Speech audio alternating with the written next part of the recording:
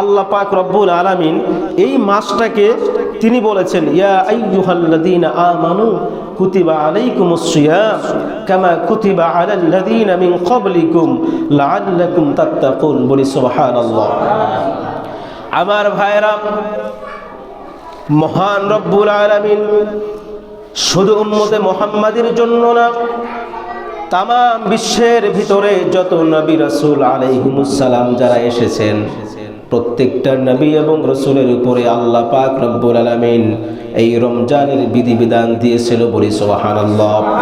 আল্লাহ বলে ইয়া আইয়ুহাল্লাযীনা আমানু কুতিবা আলাইকুমুস সিয়াম, হে ঈমানদারেরা তোমরা শোনো, হে মুমিনেরা তোমরা শোনো, কুতিবা আলাইকুমুস সিয়াম, আমি আল্লাহ পাক রব্বুল আলামিন তোমাদেরকে পবিত্র একটি মাসের রমজানকে ফরজ করে দিলাম। বলি সুবহানাল্লাহ।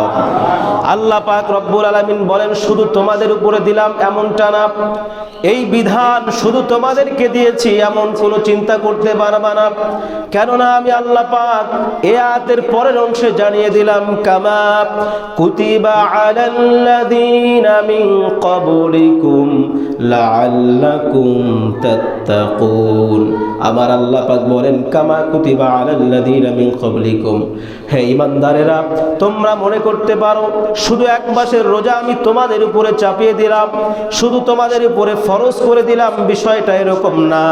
তোমাদের পূর্বে যত নবী ছিল, তোমাদের পূর্বে যত রাসূল ছিল, প্রত্যেকটা নবী এবং রাসূলের উম্মতদের উপরে এই রোজার বিধানটা আমি আল্লাহ পাক ফরজ করে দিয়েছিলাম। আল্লাহ পাক বলেন হে দুনিয়ার মানুষ শোনো, শুধু কি তাই নাকি, হয়তোবা তোমাদের উপরে একটি মাস রোজা দিয়েছি, কিন্তু অন্য নবীদের উপরে কারো উপরে 3 দিন ছিল, কারো উপরে 5 দিন, কারো বা 7 দিন, কারো বা 15 দিন, আবার কারো বা 1 দিন, এরকম ভাবে কোন নবী বাদ ছিল না। প্রত্যেক নবী রাসূলের উপরে আল্লাহ পাক এই পবিত্র রোজাকে ফরজ করেছিল। বলি সুবহানাল্লাহ। সেই রোজা আমাদের উপরে ফরজ করা হয়েছে। কেন করা হয়েছে? আল্লাহ পাক আয়াতের সর্বশেষ অংশে বলেন লাআল্লাকুম তাত্তাকুন, হে ঈমানদারেরা একটি মাস তোমাদের উপরে রোজা ফরজ করে দিলাম, যদি এই এক মাসের রোজাকে তোমরা তোমাদের একটি মাসে সুন্দরভাবে সফলভাবে রোজার সঠিক হক আদায় করতে পারো, আমি আল্লাহ বললাম জানায় দিলাম লাআল্লাকুম তাত্তাকুন, আশা করা যায় তোমরা সকলেই মুত্তাকি হয়ে যাবে। বলি সুবহানাল্লাহ। তাহলে এ থেকে প্রমাণিত হয় এই মাসটা হলো আত্মগঠনের মাস, এই মাসটা হলো আত্মসংযমের মাস, এই মাসটা হলো একটা নিজেকে পরিবর্তনের মাস, নিজের লাইফটাকে পরিবর্তনের মাস।